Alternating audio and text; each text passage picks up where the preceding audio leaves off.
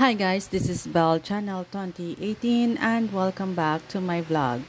Nakarating na nga sa batikang aktres na si Ina Raymundo ang naging mensahe ng aktres na si Andrea Brillantes para sa kanyang anak na si Jacob at Erica. Magugunitang nag-viral sa social media ang bahagi ng YouTube vlog ni Andrea kung saan inihayag ng teen actress na nais niyang makadate ang 19-year-old son ni Ina na si Jacob. Diretsahan ngang sinabi ng youngster sa video, "Hi Jacob, if you're watching, I'm single now."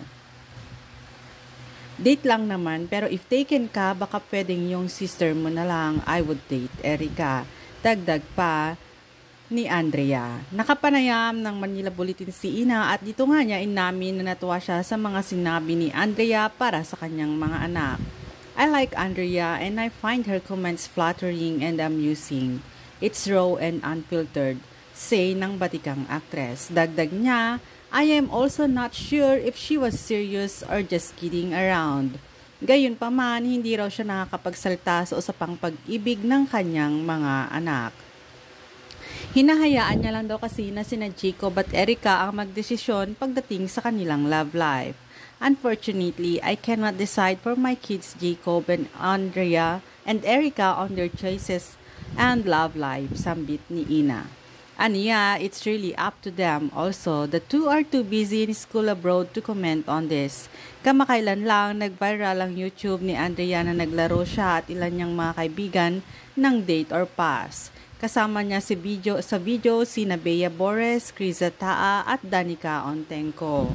Based sa kanilang game, kailangan nilang mamili kung ide-date ba o magpapas sila sakaling maka-encounter ng male celebrities na babanggitin. At kabilang nga riyan ang baseball player na si Jacob Paternak na anak ni Ina Raymundo. Lahat nga ng kasali sa laro ay date ang isinagot kahit na mas bata sa kanila ang binata. "I would definitely date him," saad pa nga ni Andrea. Kwento ng aktres, nagkaroon sila ng encounter ni Jacob ngunit sa kasamaang palad ay may jowa siya ng mga panahong yun. "Gusto ko lang sabihin na dati nagpakilala siya sa akin. I was with Bea kaso ka-holding hands ko yung ex ko nun," ang chika ni Andrea.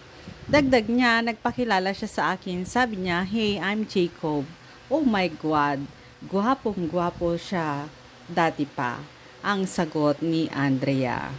Thanks guys for watching and God bless everyone.